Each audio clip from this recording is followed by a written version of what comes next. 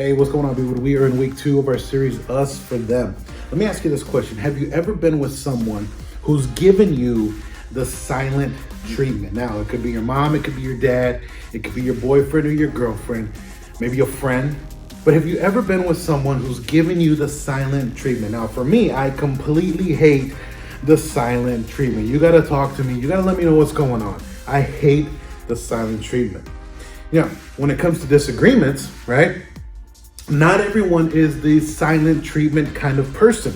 We have people who like to scream. We have people who like to throw things. We have people who like to share everything that they have on social media. Or we have those people who like to fight it out and want to be aggressive. Now, how you disagree might be different than me, but we all have this in common. When we're in conflict with other people, we tend to draw the line between us and them. Now, last week we started this series and we talked about the tendency we have of this us or them mentality. And we have this mentality with people, we have this mentality with God, and we are often quick to see others like enemies. We're often quick to do this, but here's what God does. He invites us to see things differently. There's a lot of reasons, right? There's a lot of reasons why we draw imaginary battle lines between ourselves and others. Maybe it's because someone doesn't treat us right. Maybe they look at us different. Maybe they don't believe in us, or maybe because they don't act like we do. You see, but when God created man, when he created humans, he created us and designed us to be in relationship with God and relationship with each other. But we messed it up. You see, we created these dividing lines between God and us. And it was creating these dividing lines. We also did it with other people as well. You see, we always have this tendency to make enemies. We always have that tendency. We act like our survival depends on seeing the world through the lens of it's me or you, and I choose me. But God doesn't operate that way. God looks at us and said, it's not me or you, it's me for you. You see, last week we talked about how God is for us and how God has always been there for us. And even in the beginning of time and history, God had a plan in place to restore the relationships that were broken, both with God and also with others. We talked about how God gave this promise to Abraham, and Abraham was part of this great plan that God had. You see, God promised Abraham's descendants that they would be a great nation, and trust me, they did. They became a great nation. Israel grew from generation to generation, but see, that's not all that God had promised. You see, God also told Abraham, he says, listen, you're going to be blessed. And here's why you have to understand why you're going to be blessed. I'm going to bless Israel so that Israel can bless the whole world. You see, this idea would have been completely new and revolutionary in the times that they were living in, because in the times that they were living in, the nation and the world were definitely not trying to figure out how it is that they're going to bless each other.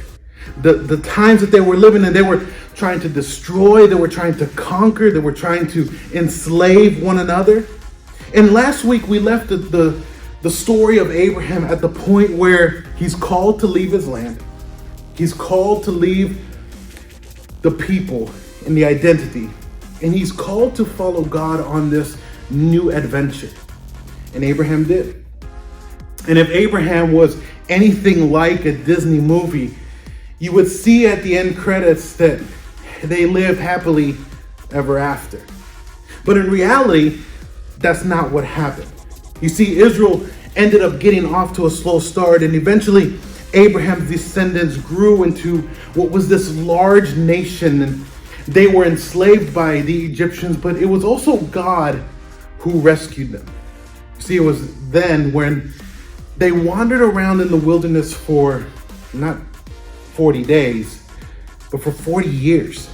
40 years wandering around the wilderness, waiting for God to lead them to a land that God had promised Abraham. So finally, The nation of Israel got some land and they got some kings, and eventually things started to become going well. Things were happening. But hundreds of years after that original promise to Abraham, the nation of Israel kept messing things up. You see, over and over again, Israel turned their back on God, choosing not God's rules, but their own rules, instead of submitting to the authority of God. You see, plus they kept forgetting the part of God's promise that says, you will be a blessing to everyone on earth. Instead of being a blessing, Israel hurt and oppressed other people. So God sends these prophets, and prophets are people who challenged God's people to get serious about following God and fulfilling the promise to be for others. But even with the prophets, Israel struggled to learn. You see, God never stopped being for Israel, but being for someone means that you're for their growth. And sometimes helping someone grow means letting them experience the consequences of their own actions. So God allowed Israel to be taken captive and enslaved once again, this time by the nations of Babylon and Assyria. And in Jeremiah chapter number 1, verse 4 through 8, it talks about now they're in captivity, and God sent this prophet by the name of Jeremiah to speak a message to the people, but it wasn't going to be like. And it says this: the Lord's message came to me, before I made you in your mother's wombs, I knew you. Before you were born, I chose you for a special work. I chose you to be a prophet to the nations. Then I said, but Lord God, I don't know how to speak. I'm only a boy. But the Lord said to me, don't say I'm only a boy. You must go everywhere I will send you and say everything I tell you to say. Don't be afraid of anyone, for I am with you, and I will protect you. You see, for a second, imagine that our country is being taken over by another nation, an evil one. Imagine that your beloved land is now theirs. And suddenly you're now suddenly in enemy territory. Imagine how much you would hate them and pray for the destruction that would happen to them. You see, that's how Israel felt. That's how Israel felt in this situation. But Jeremiah tells Israel, he says, listen, I want you to do something completely different. I want you to do something that's maybe even offensive to the angry Israelites. Here's what he told them. He says, listen, make your home in enemy territory. Build houses and settle down. Turn your enemies into your friends. Take care of the land. Plant gardens. And here's the last one. Seek peace. Now, you can't do all those things or any of those things really kind of overnight. Those things take time and patience. And it takes an intention to do it with love. Instead of hoping for the enemies to be destroyed, God told him, he says, hope that your enemies would be blessed. Hope that your enemies, the people you can't stand, the people who disgust you, the people who have taken over your land, here's what I want you to do. I want you to pray and hope that they would be blessed. You see, Israel wanted to say it's us or them. Jeremiah said, no, it's us for them. Because here's why. Because we're called to be for others. You see, God was reminding Israel that the very thing he had promised Abraham long ago, that God's people would do things differently. God's people would be for others just like God had been for them. But here's the thing. Israel didn't believe it. They were convinced that God would rescue them and destroy the enemies any minute. So he would be ridiculous to try and make peace with them so that they could get comfortable. You see, they didn't care about Babylon. They didn't care about anybody, but they cared only about themselves. You see, Israel wanted their enemies destroyed, but God had something better in mind. A very popular verse, Jeremiah 29, verse 10 and 11 says this. And this is what the Lord says: when 70 years are completed for Babylon, I will come to you and fulfill my good promise to bring you back to this place. For I know the plans I have for you, declares the Lord. Plans to prosper you and not to harm you. Plans to give you hope in a future. You see, it was at this moment that they realized that God's plans didn't look anything like the plans that they had. They would have to be in captivity for more than 70 years. But it was then that God says that those plans were not meant to hurt them, but to give them a hope and a future. When we look at Jeremiah 29:11, it isn't a promise that God would someday make all our dreams come true. Jeremiah 29:11 is a reminder about who God is. He's for us, and who God's people are called to be for others.